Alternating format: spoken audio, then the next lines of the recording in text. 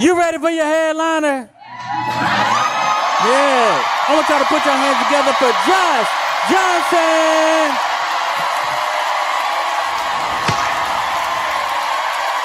A while back, I got invited to a friend's house, and he had cooked for me and some of his other friends. And when I say cooked, I mean like he went all out. You know, it was about 6 of us all together, right?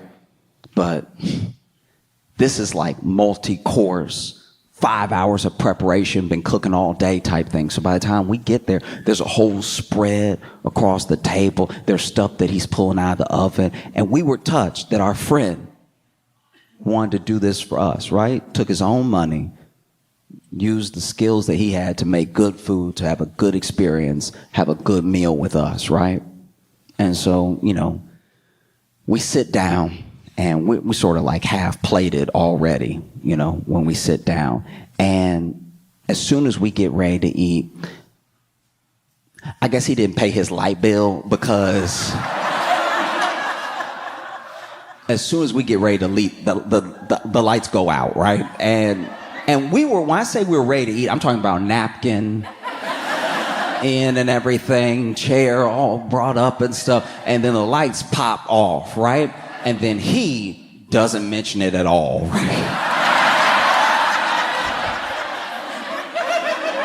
I'm scooping my chair up and the lights go out, and he doesn't even go, ooh, like nothing. He just, y'all, let's eat. And it is pitch black, okay? And in my head, I'm like, why? How often does this happen that you're not gonna say anything at all? Not acknowledge it one bit. And so then, like, I'm sitting in the dark and I'm looking around. I can't see anybody, but I'm looking around. You know the way you try to meet eyes when something wild happens and everything. And then after like a couple seconds, he was like, wait. I'm waiting to hear why. Maybe it's a breaker issue. Maybe it's just, you know, the block or something like that. And he's like, wait. Let's say grace. To be fair, when I say grace, I bow my head and close my eyes anyway, but it's different when the darkness is not your choice, right? There's something about saying grace in the dark that's genuinely menacing, okay? Because it's a prayer over your meal, but if it's pitch black and you hear somebody else go, Lord, please bless this food for the nourishment of our bodies, you're like, this one doesn't sound right. I don't like that. And it must happen a lot, because not only does he not address it, but he is going with his fork and knife, and he's the only one out of us that's got any rhythm going with the plate, okay? Because he chose the right friends to do this in front of, because he doesn't mention it, so we don't want to mention it because we don't want to feel rude, you know? We out here treating broke like a country, like I wouldn't want to offend his culture, you know what I'm saying? Like, if eating in the dark is part of his customs, let's go ahead and acquiesce.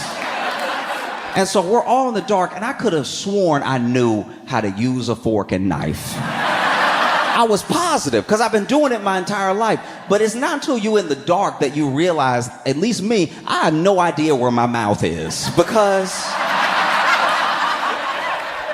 we already had some peas and carrots and some mashed potatoes on the plate, right? But like I said, this is all like Thanksgiving style and everything, all family style. So a lot of the dishes are in other containers on the table. So I'm just trying to start with what I have. So then I go to scoop up some mashed potatoes, and then I stab myself in the cheek, right? So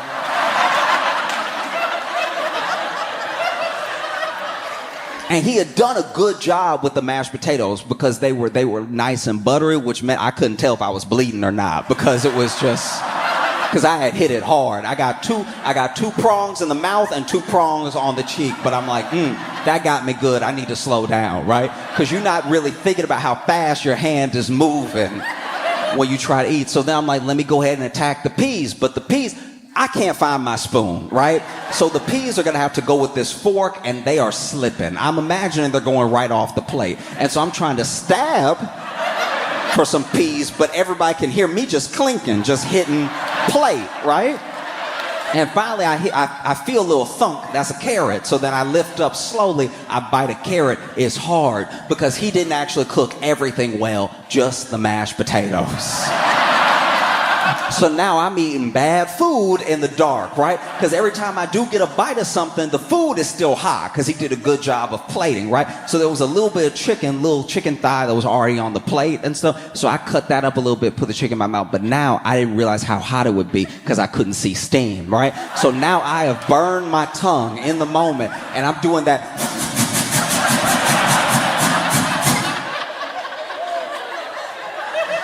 And I'm not the only one, because he is the only one hitting any of this with rhythm. Yeah, I mean, like his fork, you can tell his fork slicing where it's supposed to slice, that he's scooping where he's supposed to scoop and everything. And everybody else, I'm assuming, is just making noise, because there are some, I don't hear any chewing. So I feel like the person next to me was just like,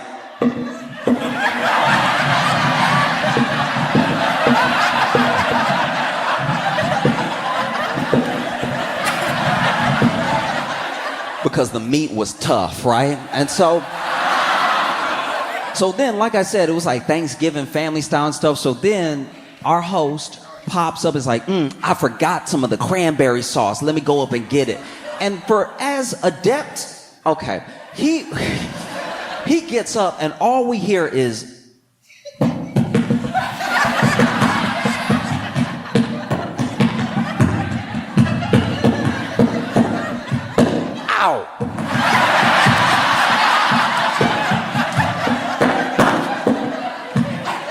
I'm back. And so I know that I'm making an attempt to eat. I'm doing my best, right? But then apparently someone else is, because from the other side of the table, I can hear someone, because once again, it's family style. I hear somebody, hey, sheepishly, hey, you don't need to whisper, it's just dark. Hey, real quick, okay. Sorry. Can somebody pass the green beans?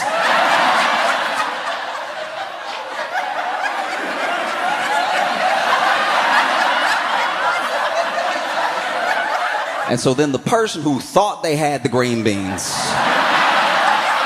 starts feeling for the container, right? So now we hear them plopping along the table and everything. And then they finally grab it, and then they from over here, who wanted it again? And instead just saying their name, they're like, over here. So then we had to get the green beans across the table, Marco Polo style. And I could feel people passing it past me, but I didn't want to be involved, right? I didn't want to have anything to do with this whatsoever. And so then I can see, no, I can't see anything, but like, I can tell that the person to my left is trying to reach for it from the person from my right. And so I'm like, I don't need to help, I just need to lean back. But because they can't see, they lean forward and just grab my face. And then they're like, is this it? I'm like, no, it's not. And so I push their hand forward. They actually grab, I'm assuming, the casserole platter. And then I think they dropped it a little bit, because then I feel a hot splash, right? So I get a hot splash, boom, right on the face. And I'm just like, oh.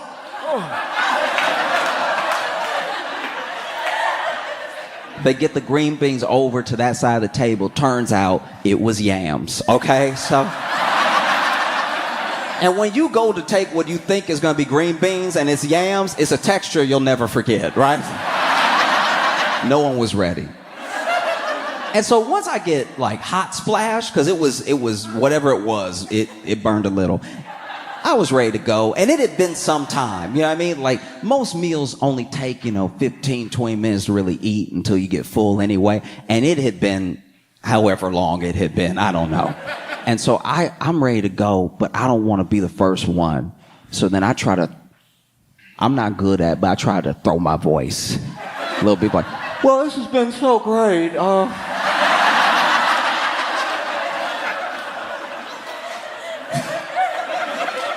And obviously everybody felt the same way, because then as soon as I scoop my chair to get back, everybody else get ready to get up, right? And so we all start getting up and we thank him for cooking and everything. And then we feel our way for the door. And as soon as we open the door, a bunch of hallway light spills in. I'm like, why didn't we just... This was wholly unnecessary. And so I go to leave, and as I'm leaving, I pass a mirror in his lobby, which is the first look I get of my face.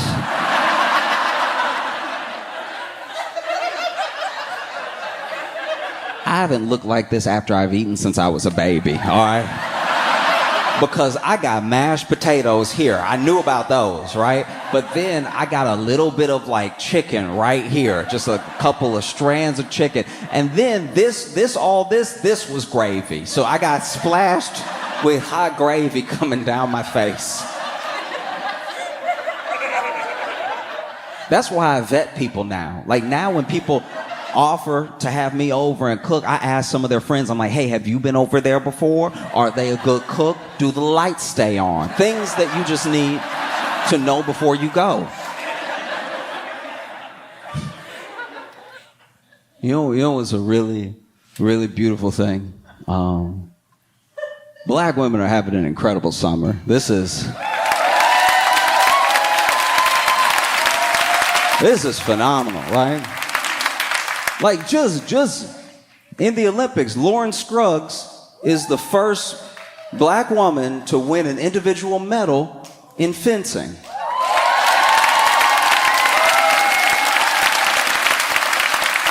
And not only do I just love seeing black people succeed, I love seeing black people succeed at stuff I didn't know we did.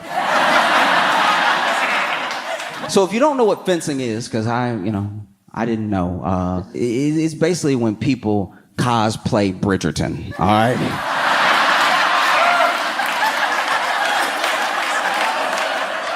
Okay, so it's a mix of stuff. So like, you know when people go in a padded cell, right?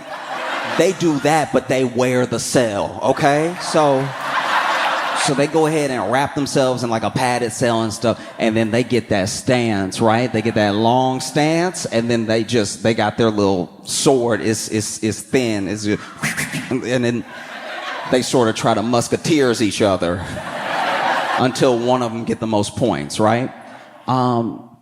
I still haven't figured out why they always do it. To me, it would just make more sense to have it and be like, ah! Like that seems like you really get some points just really coming at somebody, right? And I thought, as I thought about it more and as I learned more about the sport, which I still don't know very much, I thought to myself, man, I probably could have been pretty good at fencing if I had applied myself, because I grew up in the South with black grandma.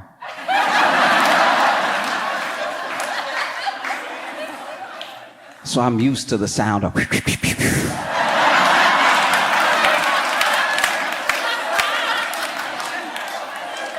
my grandma and I had this thing, right? Like if I was really acting up, if I was bad enough, right? She would tell me, go outside. There's a dead bush, and go ahead and pick your switch. And if you don't know what picking a switch is, if you were born after Child Protective Services,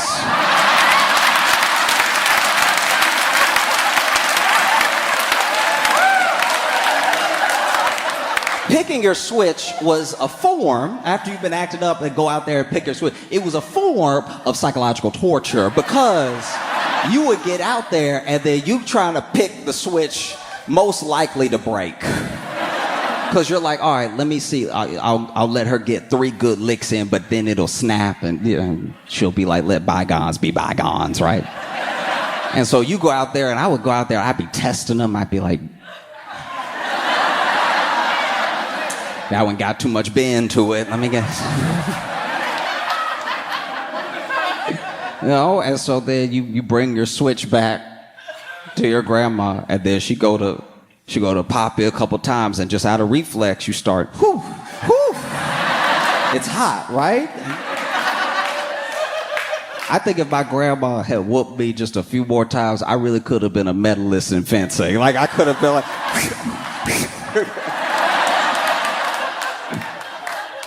And then, Lauren is amazing, but you also have Simone Biles.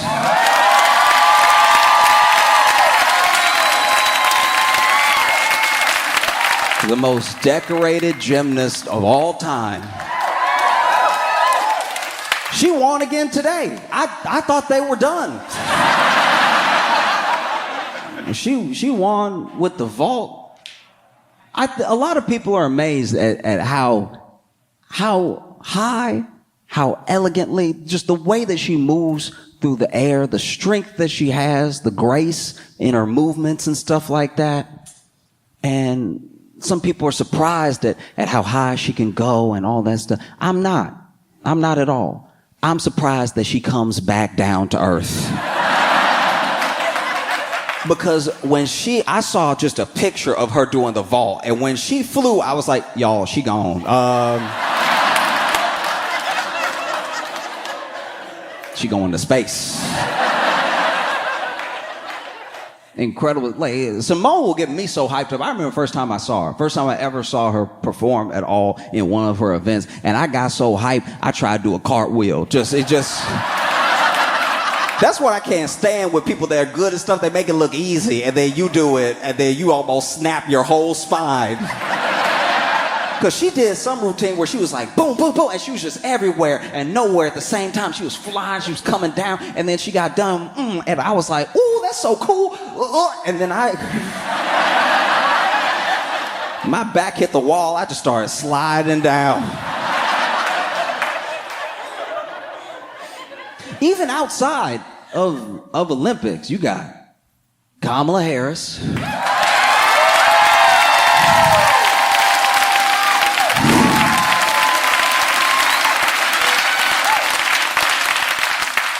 Joe Biden steps aside, Kamala takes up the mantle. She is the presidential candidate and everything. And, you know, when she enters the race, she's actually polling slightly higher than Biden was, right? Really like giving Trump a run for his money to a certain degree. Like she's polling a little bit higher. And then in the time since, she's been polling, ticking up and everything. And there's just been so many instances of like let's say she's on camera or something. This happened a few days ago. She was walking up the stairs already. An improvement, right?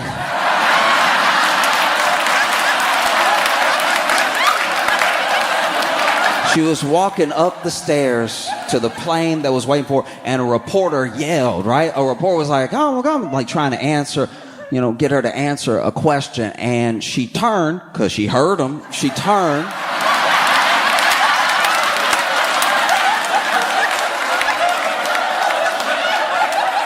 She turned because she heard him, right? And then he's like, have you picked a VP yet? And she went, no, not yet.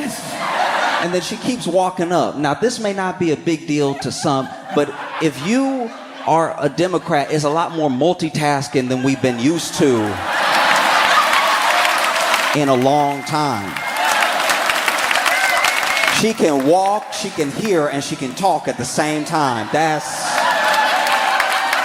wild. I'm not saying it's new, but it's been a minute.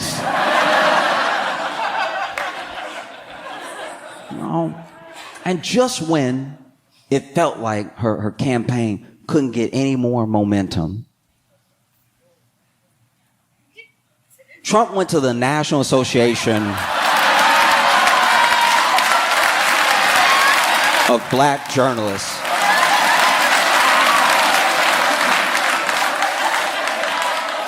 And I want to say something real quick, and I really want you to hear me when I say this, all right? For real. Please, right? Please hear me when I say this. I think that it's important, no matter who you are, because other countries are better at doing this than we are sometimes.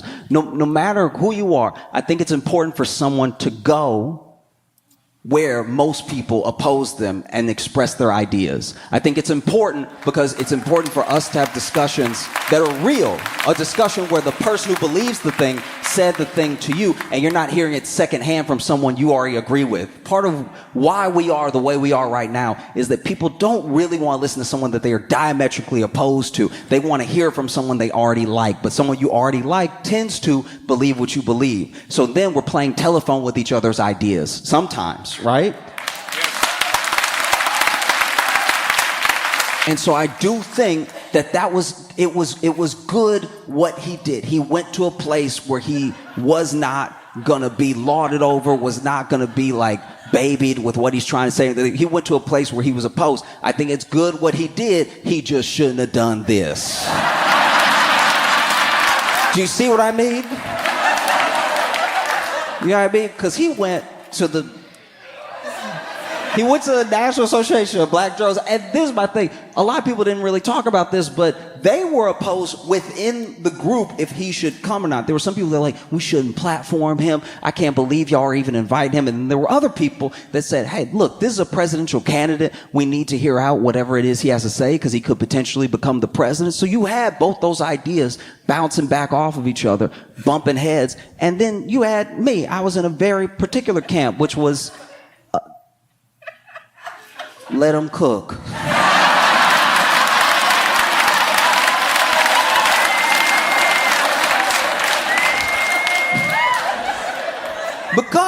Because, you know, this dude rolls up and pretty early on, I say first 3 minutes, this dude said she was Indian and then one day she just turned black. He said turned black. And I was like,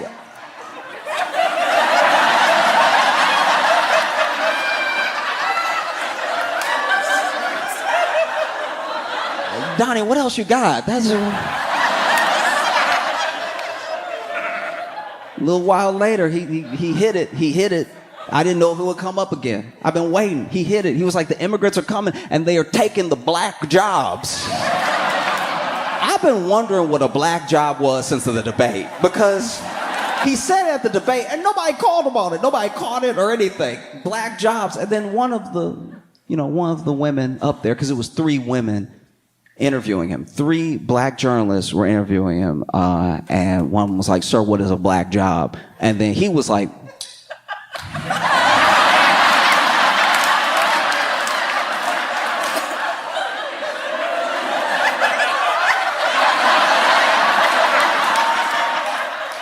a job anybody could have.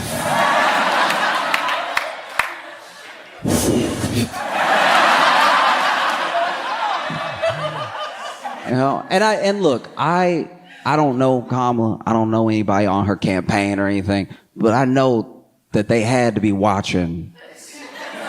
They had to be watching that the way that we watch Powerball.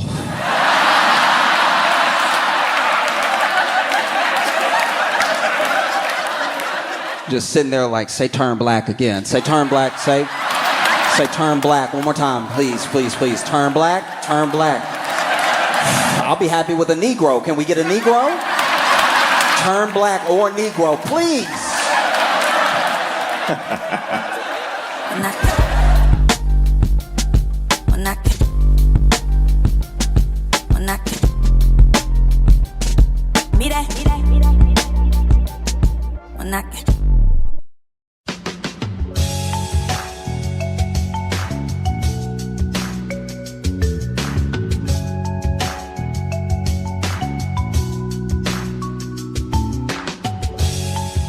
Welcome to Josh Johnson Show. I'm Josh Johnson, joined by my co-host, fellow stand comedian Logan Nielsen. Logan, how you doing, buddy?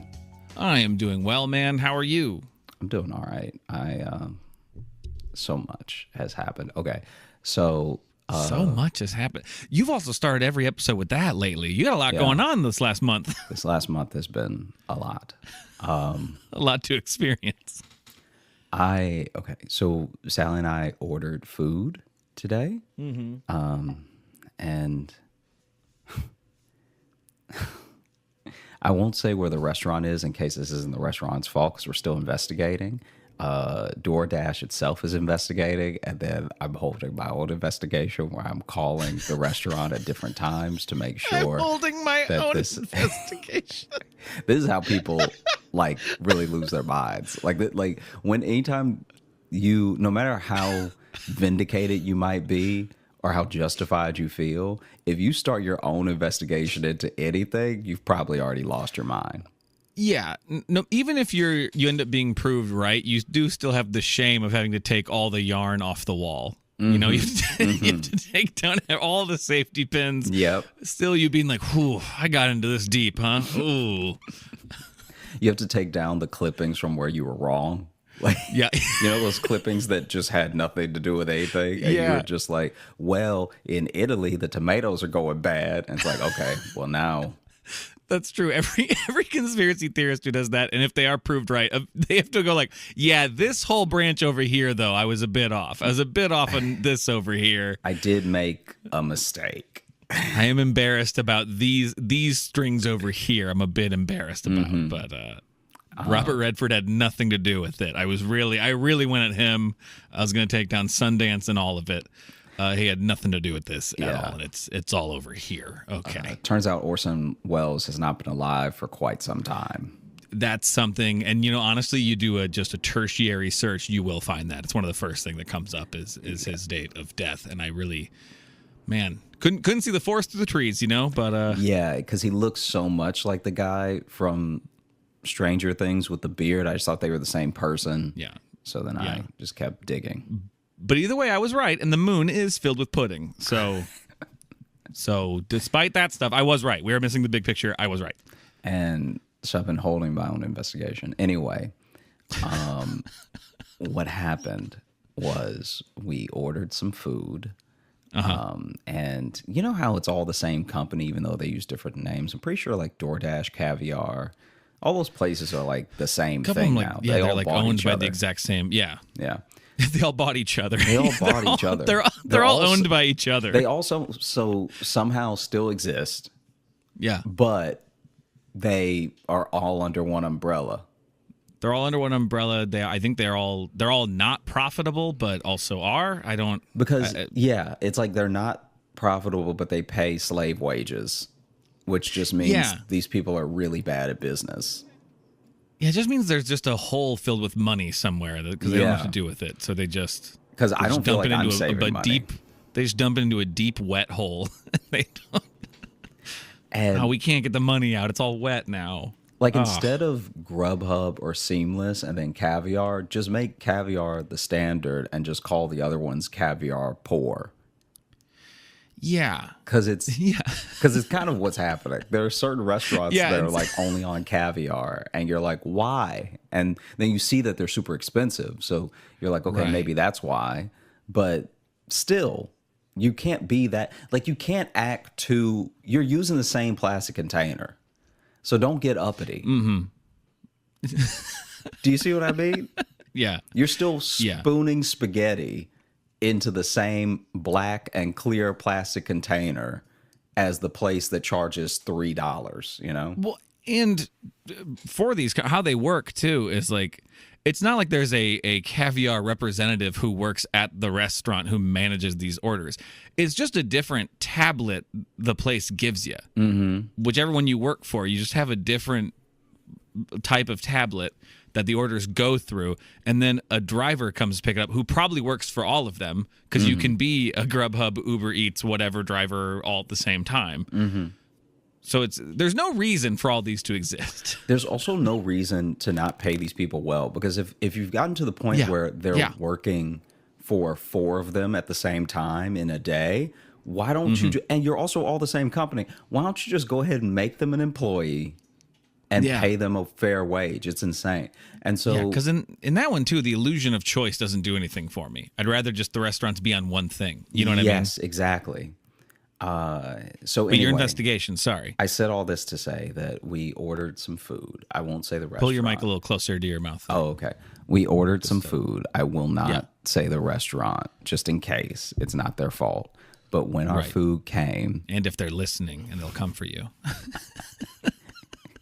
This would be how we get death threats. This would be we accidentally start a feud with a very violent restaurant. Yeah, I'd hate for something to happen to you. I'd hate for you to slip in some mac and cheese and never walk. So what ends up happening is that we order and then the food gets there and there's no buzz, right? There's no buzz or anything. The app is how we realize it's there. They're just in the house. Yeah, right. That would have honestly been better because then someone would have been able to explain what happened. So and also talk about service. Yeah. You picked the lock? You just knew. Don't worry about it. Here it is. And so it's already on plates for you. Then they drop it off. They're nowhere to be found. So then Sally goes down and she comes back up to the apartment and she's like, you'll never believe it. And I'm like, what? Because in my head, I'm like, did we get something extra? Did we not get all our food? You know what I mean? And she just lifts it up. She's like, they gave it to us in a garbage bag.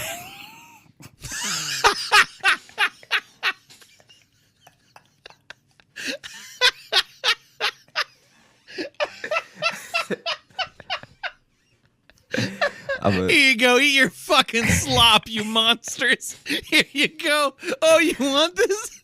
I'm you want sending this you the little picture piggy? right I brought now. it right to your door. Here it is. I'm sending you the picture. Oh, no. This is untouched. I'm sending you the picture right now. Mm-hmm. Yeah, that's just a flaw. You can see the red band around it. I think those are the trash bags we have. Yeah, Me and Jess. they I are. think those They're are hefty bags. That is a hefty.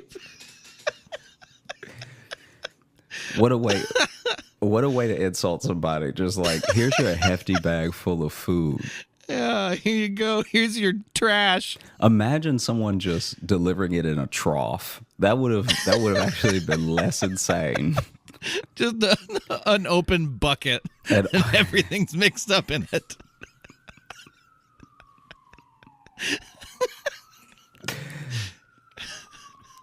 And here's your pail of slop. And so she's holding up the bag, and then I'm like, no, like I'm already smiling. I'm like, there's no way. Like this is a joke, right? And then she opens it and she was like, oh my God, it's wet. And I was like, well, is it raining outside? And she's like, no. Was it wet on the outside of the bag? No, it's wet on the inside of the bag. Well, that could be steam, though. That could be the steam. It was not steam because the bag was full of mud. It was full of mud? So underneath, in the picture that I sent you, underneath the containers is just like muddy water. So unless they grab their fresh trash bag with their cleanest dirt in it, and then the food started to sweat. With their cleanest dirt in it. Unless that's what happened. I was just delivered the actual trash. They sent the trash to my house. It seems like they wrote it over, but it was like just hanging from the back of their bike. Like they just tied it onto the back. They wanted to do the like little motorcycle effect, so they just had one of the lips of the plastic in the spoke. Yeah. Yeah. And we don't know. We don't know. There's so many scenarios where this could have happened. Yeah. No, this does need to be a full investigation. Let's get into it. Because either the restaurant is the culprit, and they were like, we're done. Okay. We're done with you.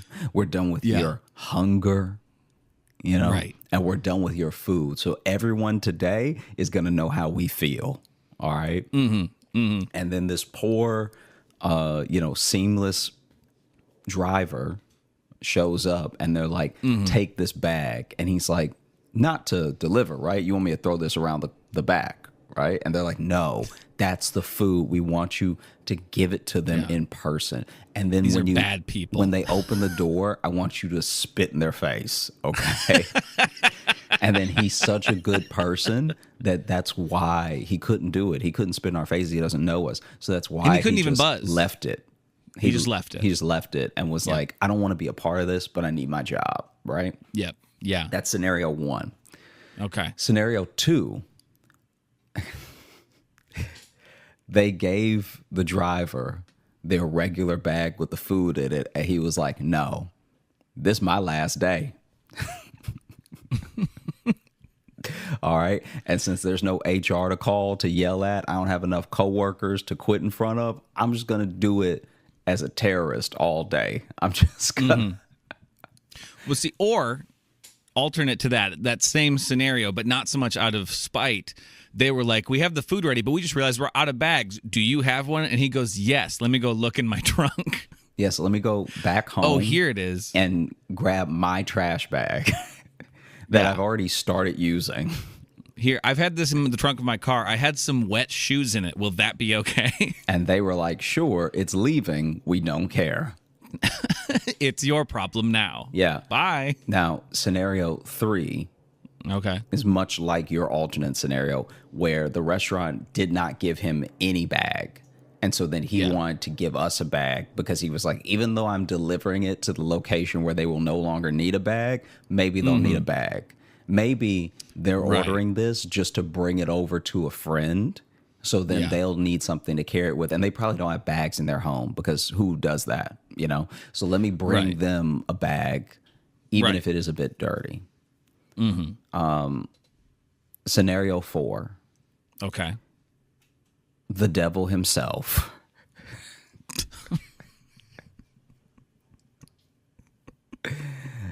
came up from hell.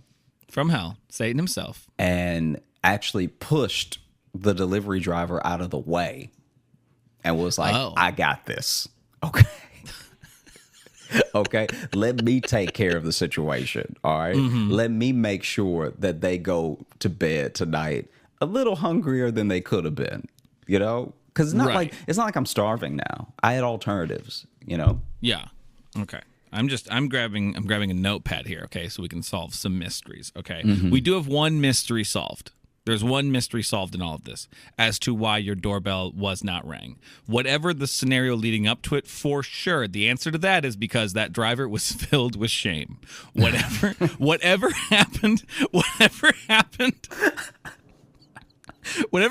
to lead up to that moment, for sure. The reason why no one rang you, why no one called you, was because he went, I can't look them in the eye. Whether that is out of malice or pure embarrassment, that is still up for debate. But for sure, that is why the bag was left. So we have that mystery solved. Why no buzz? Why no buzz? Because shame. Yeah. So we have that. We have no buzz solved. Scenario 5. Oh, God, I didn't realize you had more scenarios. I didn't realize there'd be another scenario post Satan himself getting involved. Yeah, scenario 5, potentially the most likely. The bag ripped and he just put it in something nearby, and then it happened to be a trash bag. Because it would also explain all the dirt. Sure, I think that plausible. there's a chance that, because we know from this place that their bags are the paper bags with the loose spun sort of straw handles. So that's just 2 staples holding the handles to the bag. And there's only a little bit of glue at the bottom of the paper bag holding it together. So what we also think is likely is that the trash bag was actually clean. This dude was walking with our food. It fell out of the bag into the dirt.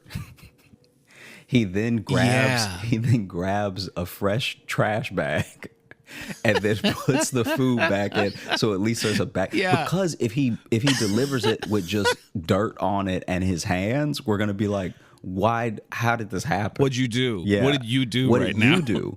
But now he's off scot-free because he had a clean trash bag with him. Right. Yeah, because that's the real question of this case. Actually, is at what point the mud comes into play. Yeah. That really determines who is at fault. You know what I mean? Yeah. Yeah, absolutely. Because I'm looking right now at my phone, and I'm looking at the app for where we ordered, and I'm gonna triple check which one. I'm gonna triple check which, because there's multiple locations as well. That's also why I don't know if this is the restaurant's fault or if it's the driver or fate. Whatever. Yeah. So what I'm gonna do, this may be completely unusable, so don't get too excited, but I'm gonna call them right now. Okay.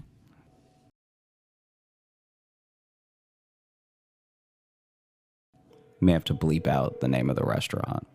Sure. May I help you? Hi, I ordered some food today using caviar, and it came in a trash bag. Would that be the driver, or are y'all using the trash bags to Oh, deliver? that's the driver. Oh, okay. Got you. Okay. Well, thank you. I appreciate it. Okay, no problem. Enjoy your day, though. Have a great night. You too. Hi. I think it's solved. Well, no, here I will say he blamed it on the driver awful quick. That be the driver. And then he sounded real confused and shameful towards the end of that. Mm-hmm. I think he talked to the culprit. I think it was him. Yeah, it could have been. Maybe this case is still open. I think the case is still open. I don't know. This isn't even what I wanted to talk to you about today. It just happened. Just like Oh, really? Like right before? dude, yeah. Like I didn't even there was a thing that I don't think I've ever told you about, because I told Sally for the first time. Okay. And Okay, so we're shifting to that. So let's just say still open investigation. yeah, still open investigation. Look, I'm gonna Send keep us- calling. We're going to keep calling. telling them that this happened to me. Email us what you think happened. Yeah. Who do you think is to blame here? Yeah. Because also, was this a trash bag already sitting in something at the restaurant, and they're like, oh no, we're out of bags, grab that. You know what I mean? Yeah. Or maybe they just saw our order. Scenario 6, they saw our order. It perfectly matched some food they had already thrown away. And so they were like, why not? Why waste food? There's people starving in other parts of the world. Yeah. Why waste food? No, that's the only stuff that's been in that bag. I mean, the bag was outside, but don't worry about it. It'll be Yeah. fine. Why is it wet? Don't. Now you're being Don't one worry of them. about it. You Don't- know, food. You cook. There's sauce and stuff. They'll be fine. They'll get it. Yeah. That's my new favorite thing. I had a friend. It didn't make any sense, and it had no context to the situation. But someone had said something, and she was like, "Don't do that. You sound like one of them." and it's like there was no thing to attach who's it to. them? Yeah, exactly. There's though. no. It was You can't say you sound like one of them, and there's no them. Yeah, it was the perfect thing, because there was no race thing to attach it to. There was no it was just such an insane response. Ooh, don't do that. You sound like one of them. It's like That's like the purest form of othering someone. yes. Of like I'm not even giving you a group. You just belong to them. It's like, what? That's wild. Yes. It is incredible. I was such a fan. I was so excited when it happened, because I was like, there's nothing, no one, like, you know how sometimes people can be like, what do you mean, you people, sort of thing? Yeah. It wasn't that at all. It was literally like the confusion at the table. Yeah. And it was It's kinda- immediately hilarious. I went to dinner. I'm going to tell you the story in a second, but this is also you're very good, funny. you're good. I went to dinner last night, and I was crying.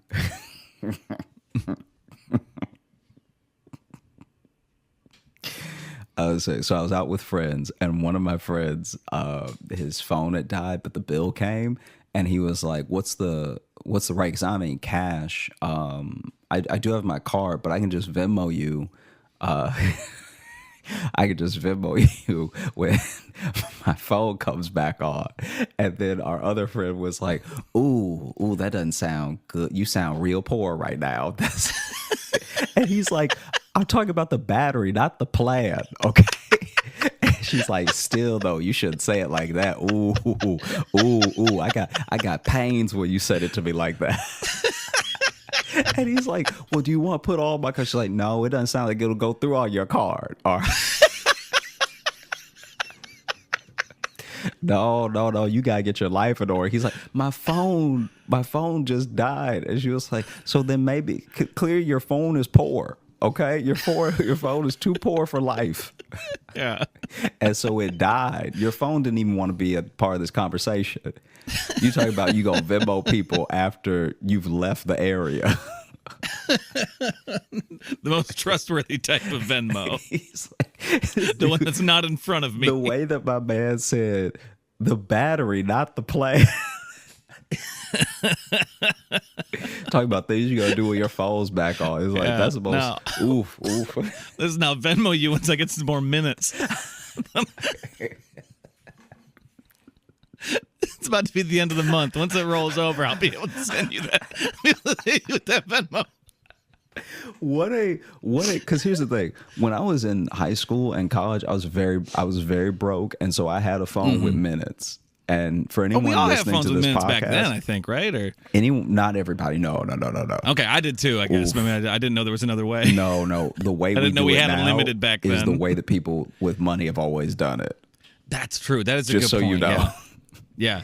We were And out you used here to be able to call minutes. and you could call a number to find out how many minutes you had, which would take like a minute. So you'd lose a minute checking your minutes. Also, the thing that really made me mad, and it evened out if the text was long enough, I guess, but every text message cost, and then you had to accept the deduction in minutes to read it.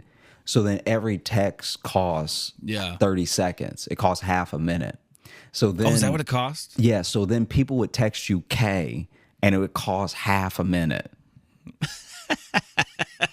It didn't even take a second to read. My eyes recognized. Yeah. I didn't even do any reading. My eyes recognized a letter, and I knew what it meant. Right. But yeah, to explain to our our younger listeners, back when I know every now and then we get kind of like back when phones were new, but we do get that way sometimes. But you used to have to literally.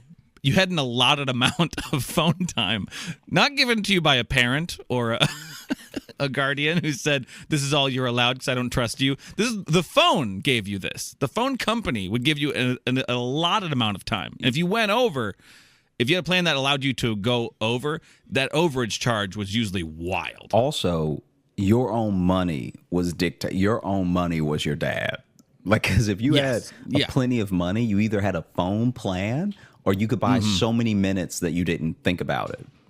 Yeah, this is where the beginning of like burner phones were, because you could just buy a phone with a set amount of time on it, and then when you were done with it, you could just throw it away. Yeah, that's why those became popular. You could buy them in a 7-Eleven, use it for a couple hours, throw it away. When I was in high school, or maybe I was even in junior high, the first kid I knew to get a cell phone got a cell phone with minutes on it. And I don't know if his parents bought it, if he bought it with summer money from his summer job, whatever. But either way, he bought the phone and bought 300 hours on it. Jeez. So this dude had 300 hours on the phone just ready to go. And he called me on my home phone. This dude called me to call me poor.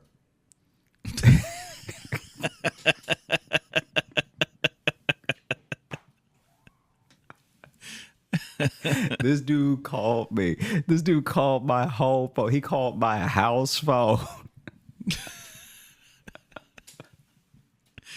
Man, 300 hours of phone, dude. It's like, by the time he used all that, phones had changed. This dude called me and asked me if I was hungry. Jesus. This dude was a monster. Anyway, see, bullying, you had to be more creative with bullying back then. We didn't just have social media. We didn't have immediate access. You had to go through the work. And I shouldn't even, this is the thing, okay. This is this is also where you date yourself, because things are new for every generation of people. There will be things that are new. So then there are people right now who, even though they're young, they remember life right before TikTok, right? TikTok's only been around for a little while. So there are going to be people who are like, oh yeah, I remember TikTok. And then when they have kids, people be like, TikTok? What is that? Yeah. You know what I mean? Yeah. Oh, for sure. And it That's how the makes students I us- work with are. They're like, what? You're on TikTok? I'm like, guys, it's been around for like 3 years and I'm old. You don't want me on it. Also, Like, we longer than sound 3 years. old because we remember life before everyone had just had a cell phone on them, right? Yeah. But it makes me... But we remember before the internet. So that makes us sound 1,000 Yeah. to probably kids now. And like, because the idea of a supermarket is like still relatively, when you look at the world and you look at how we ship food and like all the processes around keeping food good until people can purchase it and stuff, that's all relatively new. So then if you're old enough, you remember a time where you had to live off of what grew near you and that's all you got. Maybe if you traveled, or maybe if someone brought something back, you could have something that wasn't from where you were. And it's just so funny because it's like, I think about my granddad. My granddad is so old, he probably remembers before apples.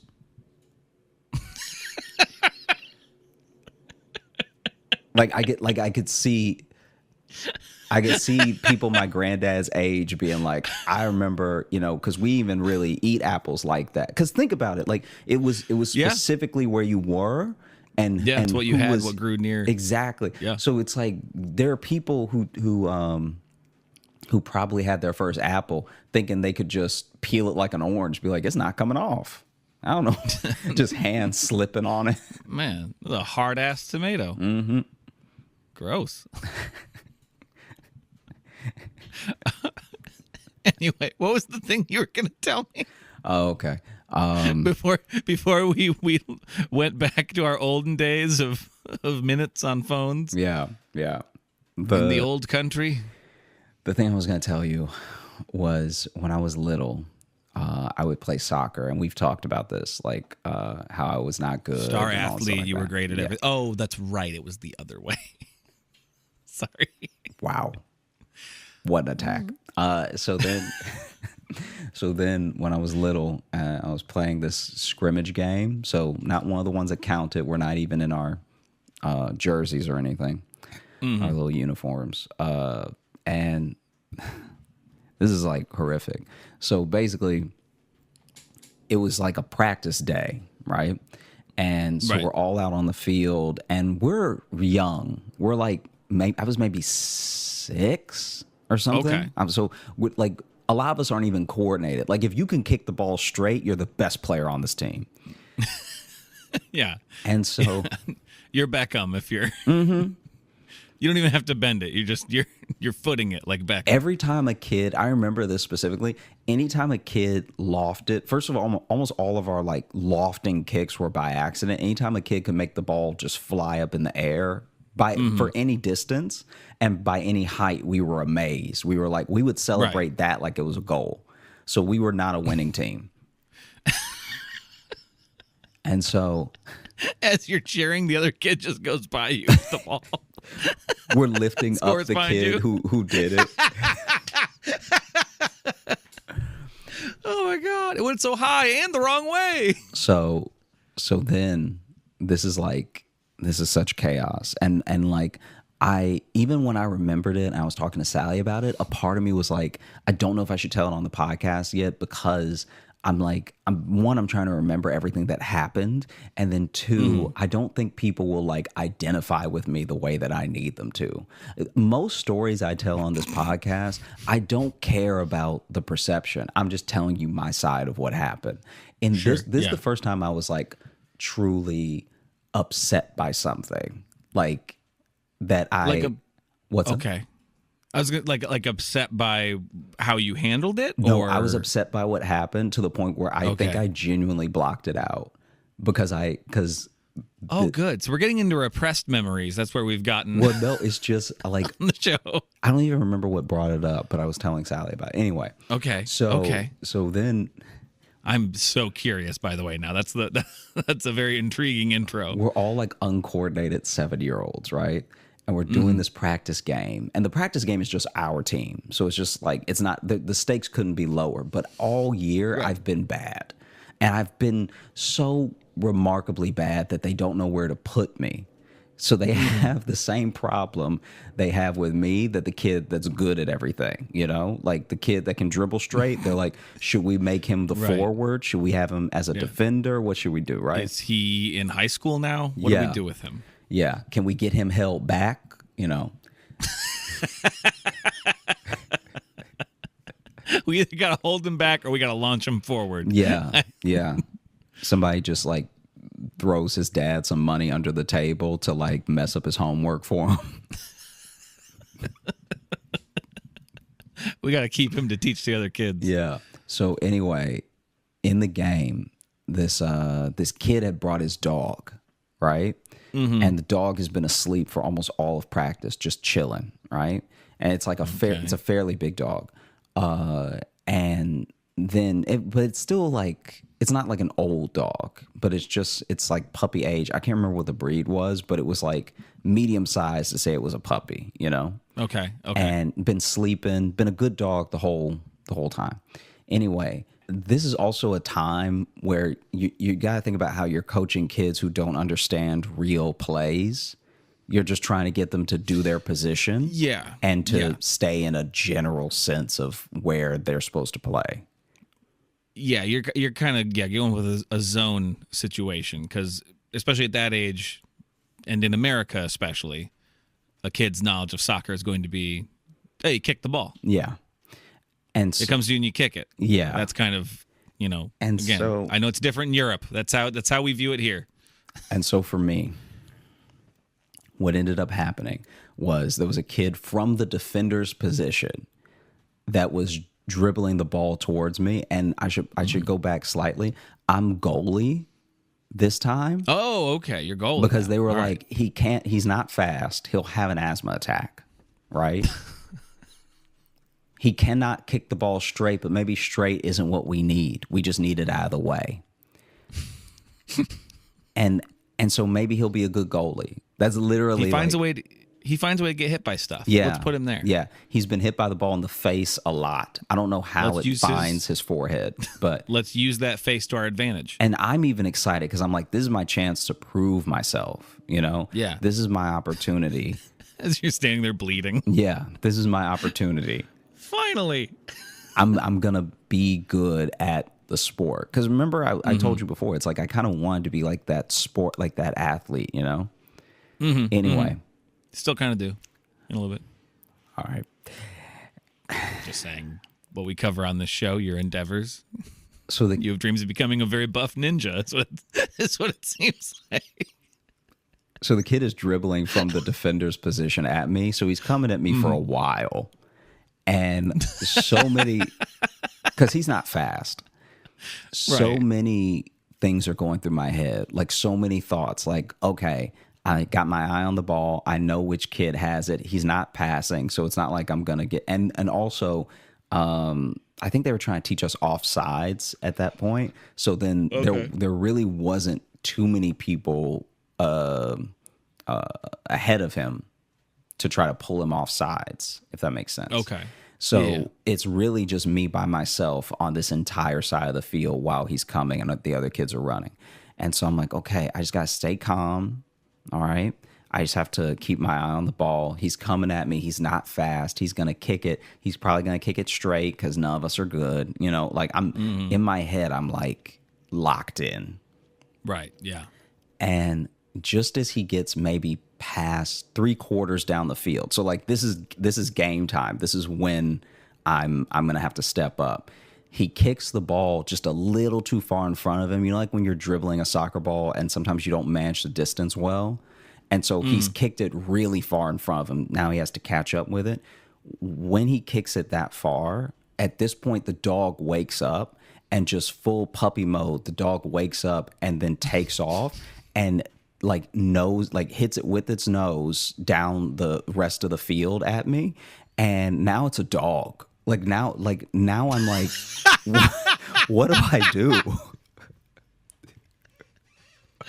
What? Wait, the dog just took over? Dude, the dog just, and like, I'm not being dramatic when I say that this was probably all of 10 feet, you know? Right. Because he was almost there. Sure, yeah. But then now he's here, so he's like all about to be at the ball again, and the dog was just off to the sideline, laying down. And so now it takes off, runs in front of him, and starts like knocking the ball with his head. And then he knocks it one last time. He touched it all of like 2 or 3 times, but he knocks it one last time. And I'm like, at first I'm scared because I'm like, the dog seems big as it's running towards me. I'm also little. Then I calm down. This is all happening in a moment. Then I calm down for a second because I was like, oh, a dog. Now I'll just be able to grab it. I hope I don't get bit, but now I can just grab the ball, right? And at the last second, he like hits it with his little nose, but it goes a little to the left, and I miss.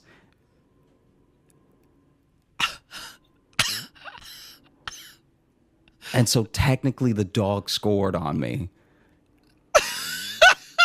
And people are like screaming. They're like, oh, it's like such a funny, and the kids run up to the dog and they're like, and the dog's excited and he's like hopping and stuff like that. They pick the dogs up on his shoulders. Dude, they carry him off the field. It was like a full, like kind of like an Air Bud situation, except there was no stakes, you know? It was 100% Air Bud situation. I think they even did a soccer one with Air Bud. And we always celebrate Air Bud, but we always forget the kid that he scored on. Just really wanted to have his own moment. Yeah. No, Air Bud gave full competing teams just mass depression. Like, I don't think I was so upset. I was like so hurt because I played it back in my head a bunch of times because I was like, there's no way I missed that.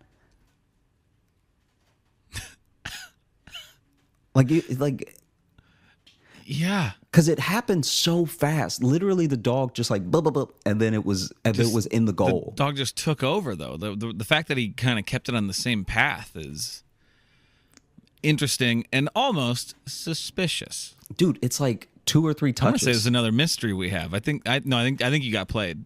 This dog has been trained. This is a He's circus the ringer. dog. This is not my fault. This is a circus dog. This is a genuine Air Bud scenario. And it's like, look, I don't think in a million years the dog could do it again because he wasn't even trying to. Like, the dog was trying to play with the ball. Went for the ball. He wasn't trying to score, but he was so close to the goal by the second time he touched it. And it's like I was already not good. Yeah. You don't have to. Now, but I'm gonna make you feel better though. What? Because frankly, I'm just saying, because soccer, football in other countries is a game of feet, and dogs got 4. You know, so technically, I was able to use my hands. We both had 4 appendages at play. I'm just saying. He's actually, he's over equipped. We both have 4 limbs to work with, and no, listen, it's embarrassing, and you should be embarrassed. But it's also like I'm trying to make it. The worst part is that it's like not even enough people were there for it to even be like a really cool thing, like to be like a it was like we said, this is pre-phones we established, so this wasn't like a viral moment, but could have been a socially viral moment. It was like 8 kids playing. Yeah, so this is just your pain, and not every parent was there. So this doesn't even get to be like a fun, like, oh my God, did you see that moment? It's just one kid being embarrassed because a dog scored on. I'm pretty sure my mom had to run an errand. Like, I mean, I'm glad my mom didn't see it, but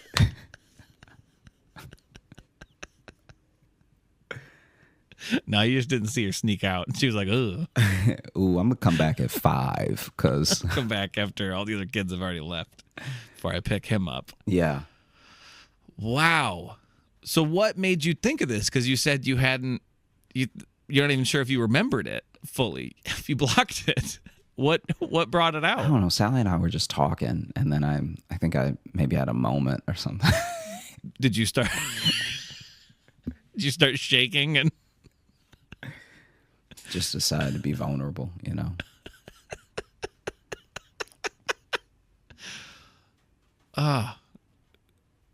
was that your last day in soccer? Nah.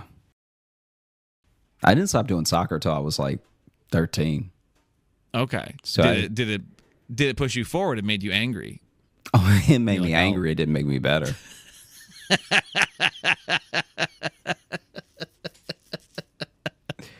Yeah. Wow. Yeah, no, it was bad. Yeah. Well, I can say that is a unique thing. I've never been scored on by an animal, I don't think. So that's a unique experience. You got that going for you. Mm-hmm. Yeah. Okay. Well, it sounds like you're having a day. Yeah. Yeah. with muddy food and sports drama. Just like the next time you watch one of those movies, just think about the kid. Think about the other teams that feel terrible. Think about the teams that Airbud beat. Think about the spirits that he crushed. There's nothing in the rules that says a dog can't play basketball, but there's also nothing in the rules that say I can't feel bad about it. It honestly, if I'm being real with you, it was bullying.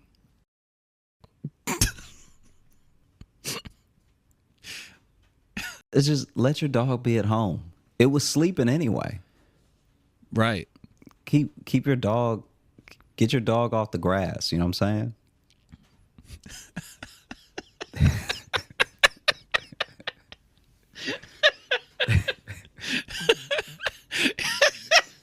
Keep dog off grass, otherwise become supreme athlete. Is what the little signs will say in the yard. That dog wasn't even cute. Oh, damn. Yeah, Okay. Yeah, that's how I'm feeling about you're it. You're coming at this dog now. Yeah, I don't know what breed it was, but the breed was ugly. All right. Yeah. Oh, this dog breed? The breed is trash. Yeah. That's what this dog is. Yeah. Thank you. I mean, you're gonna hate me saying this, but like, what a piece of the Josh Johnson puzzle we've just found. Sure. Yeah. Like, yes, I knew you wouldn't like it, but like, I guess I'm speaking to the listeners because I'm sure they all heard that and they're like, oh, yeah, this makes sense. This Makes seems like a man who sense. would get dunked on by a dog. Look, I'm the winner. Yeah. All right. Oh, okay. That was over 20 years ago. So guess who's still alive? All right. I can still dribble. Got my good limbs, can run. Yeah, but now look at you taking care of a dog. What does that have to? What does that have to do with anything? I'm just saying you gotta do. What does that have to do with they- anything? Just saying, My dog like, would never be able to. I would. No, but I would run circles around my dog. Okay. Josh has made a point to never show his dog a ball because he doesn't want to come close to repeating this mistake. Chance would be puffed out when I got done with him. Okay.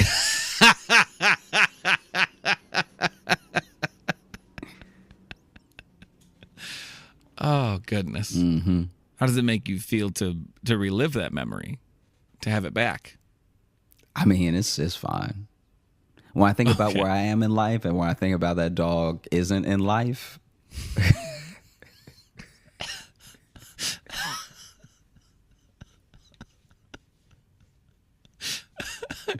Hard cut to Josh being heckled in a comedy club by a dog. there's a whole litter. I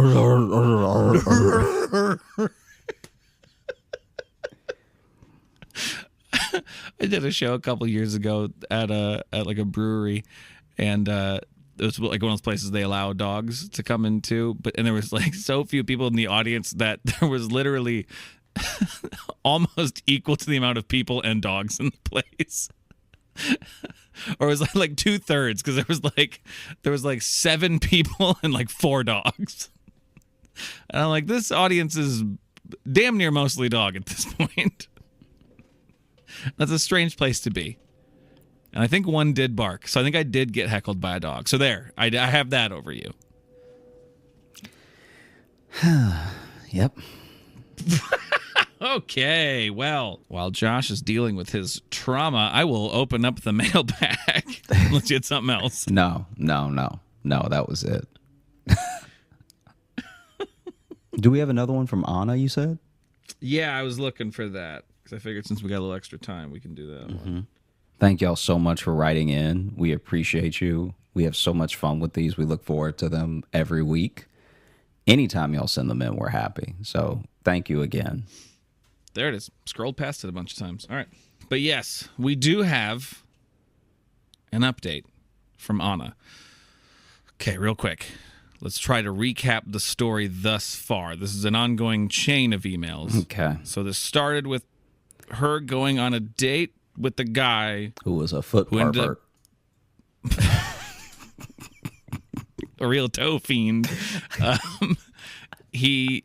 only was he really in defeat, but slid under the table to remove her shoe and smell it and was like, oh, yeah, that's good. Oh, that's foot. That's foot. And then I believe that tickled her foot, so she kicked him in the head? I think in the face, maybe? In the face. Kicked him in the face, which I believe also knocked over something on the table and fell on the table next to them. Made a big production of the fall. Yes. Yeah. And then something was spilled on her, right? I believe something got spilled on her. Maybe something was spilled on her from his fall. While he was, or was it he was underneath, so a server tripped over him because he was on the ground getting them good feet smells. He made it worse. Whatever happened, he made it worse. Yeah. And then the other server like kicked him out or whatever, or helped like just end the situation, like helped her clean up whatever got spilled on her. So she went on a date with him, and she ended up on a date with him where then he revealed that he's really into like BDSM stuff. He asked, "Oh, are you a gray?" And she was, at first she didn't understand it. Then she realized. I believe, I don't know, and I also don't know if we clarified. We found out later that applies to 50 Shades of Grey, or we might have read an email that explained that. But when he said like, "Oh, you're a gray," that was going to 50. Already, this is so much backstory. Yeah. So if this is your first episode listening, we've caught you up as best as possible. Yeah, and the cliffhanger, because she always leaves us on cliffhangers, and very tantalizing ones. I believe the last thing was after he was talking about being into BDSM and stuff like that. Then the foot fetish guy was outside the window and said, "I found you." That's. And this is where we had our little debate of just like, are we getting played? But either way, we're having a fun time with the story, so I kind of don't care. Yeah, I want to see it through to the end, even if none of these people ever lived. Even if Anna is not real.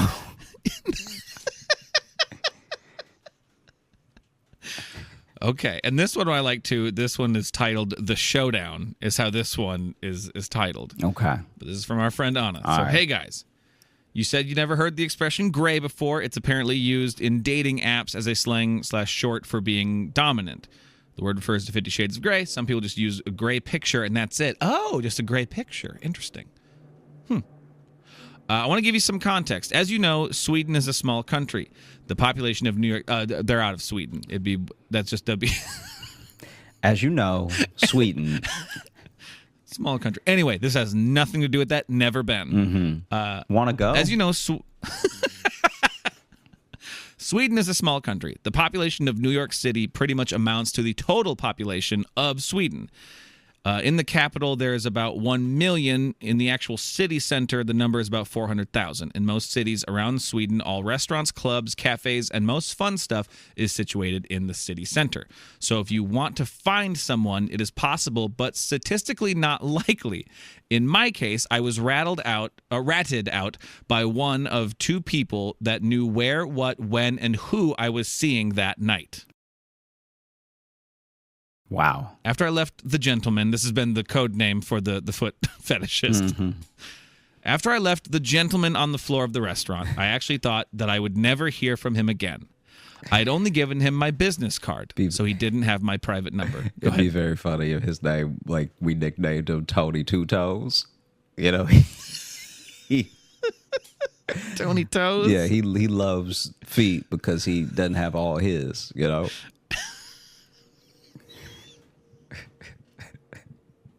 You want what you can't have.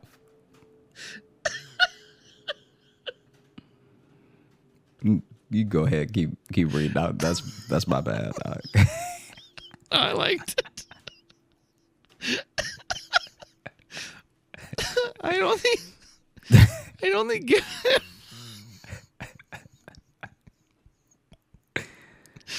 because now I'm just thinking of a guy who has no toes and he just really wishes he had. Yeah. Like, you think he's sucking on toes. But it's gone the other way where now he's just horny about it. Yeah, it's like you think he's sucking on toes because he's into feet, and he's sucking on toes being like, I remember my middle toe. He's just like, I really wish I could feel this. Mm-hmm. You know, he dates somebody for a couple years, and then he's like, let me put a ring on it. And he goes down and just puts it on her toe. Oh, my God. Have you ever met a girl with like 6 toes and 1 foot? Are you kidding me? I had only given him my business card, so he didn't have my private number. But no, phone calls after phone calls to the office that I refused to answer. I think that if you don't get that a woman is not into you when she kicks you in the face, you don't get it if she tells you in words. Okay, so it sounds like he's been calling the office a lot, though. Mm-hmm. Which is a great thing. Reception, how may I direct you? I'm looking for the lady with great feet. Yeah. Is there a lady with great feet there? Can you put her feet on? Yeah, tell her it's Tony. She'll know what that means. Gifts started showing up. Flowers. Oh, no.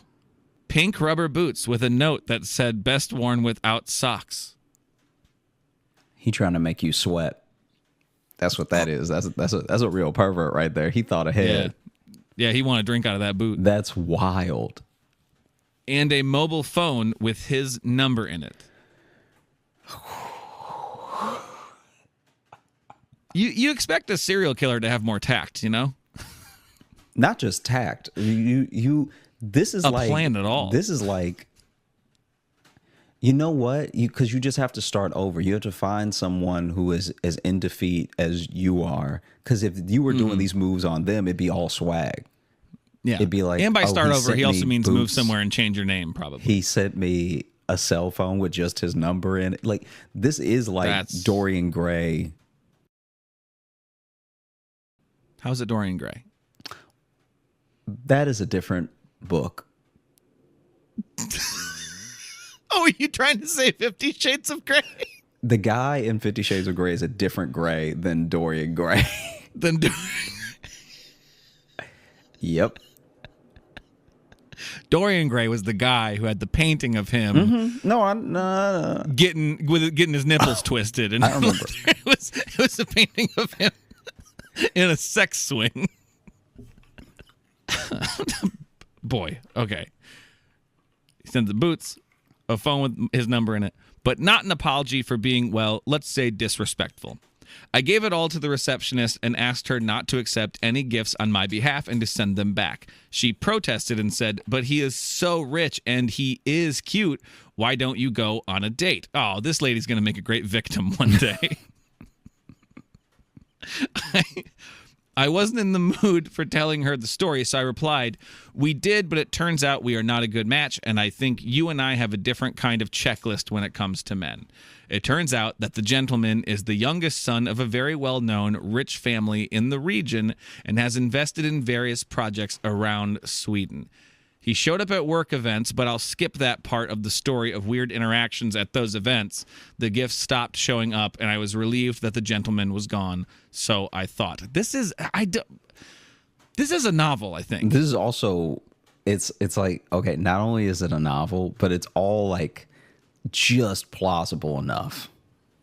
It's just plausible enough, but it also sounds just enough like a Hallmark movie. Because basically... Oh, he's the heir to Sweden.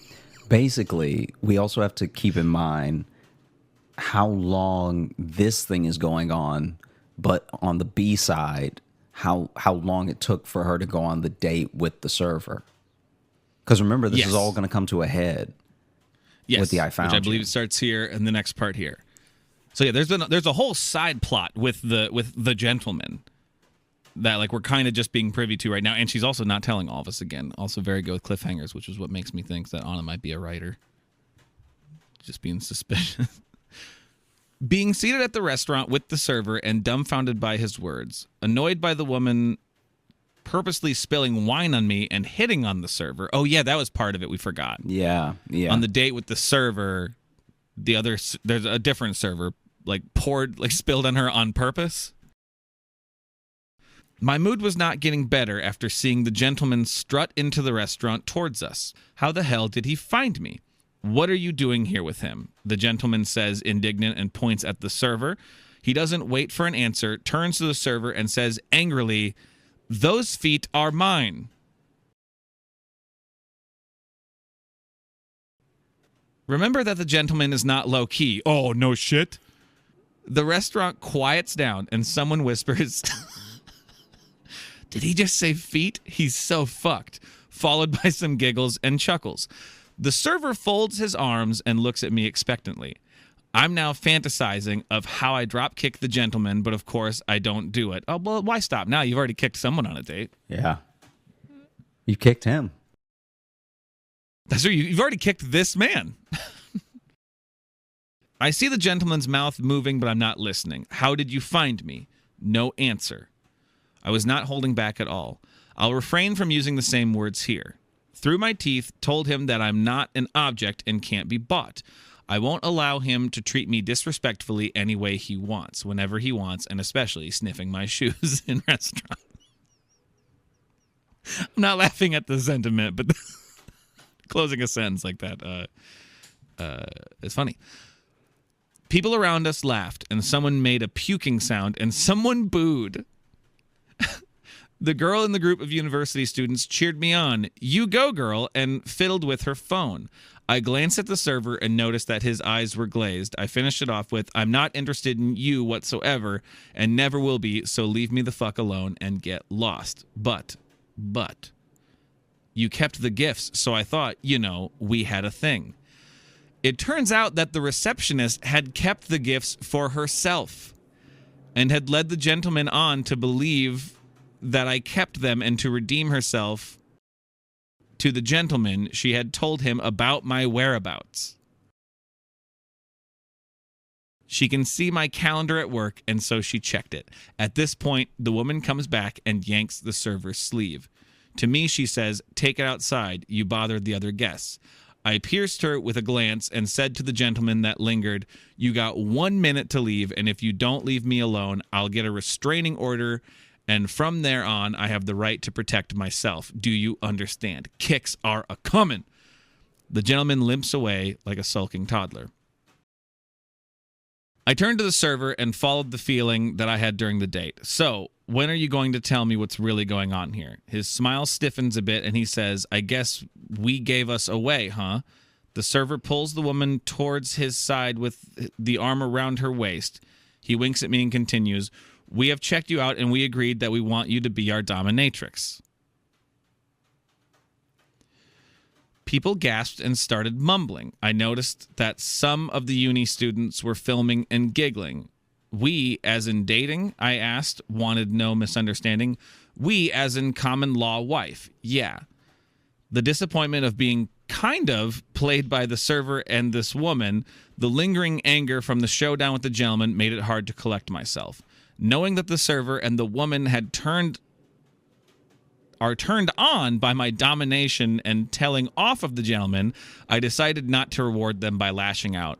So I did my best to compose myself, and as cold as ice, I said, "Well, thank you for clarifying that. You have the right to live the way you want, but I'm one man at a time kind of woman, so thanks, but no thanks." Well, technically, there was only going to be one man. Yeah. Not a split hairs here. "I wish you the best in all you do. I'll take my leave now.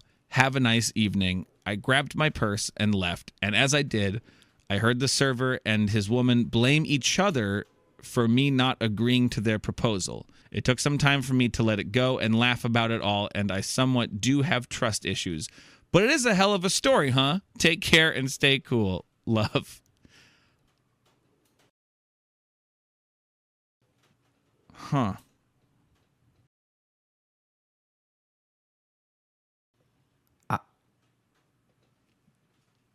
Yeah.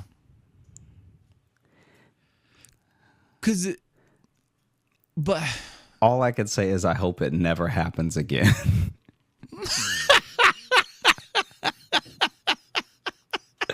Wow. Huh. I might have to make just like a mini episode. It probably wouldn't even be a mini episode; it'd be a whole thing. But of just those 3 emails together. Yeah. Just for the full story. Honestly, what we should do is cast it. Make a little radio drama out of it. Yeah, we should cast it and then do it. Do that one as well as the porta potty one. As the porta potty thing. Oh God, now we're making full productions now. So thank you so much for listening to the Josh Johnson Show. We had a great time recording. I hope we had a great time listening. If you are looking to catch up with us on any of the socials, you can find me at Josh Johnson Comedy on TikTok, Instagram, and YouTube, where we're going to be posting clips of the show. And if you're looking for Logan, you can follow me on Instagram at Logan M. Nielsen. And if you want to get into the mailbag and just change how I view humanity with your stories and your experiences, and to really make me wonder if anything's worth it, you can send those to joshjohnsonshow@gmail.com. You can also leave us a 5-star review on Apple Podcasts because we read those in the mailbag as well.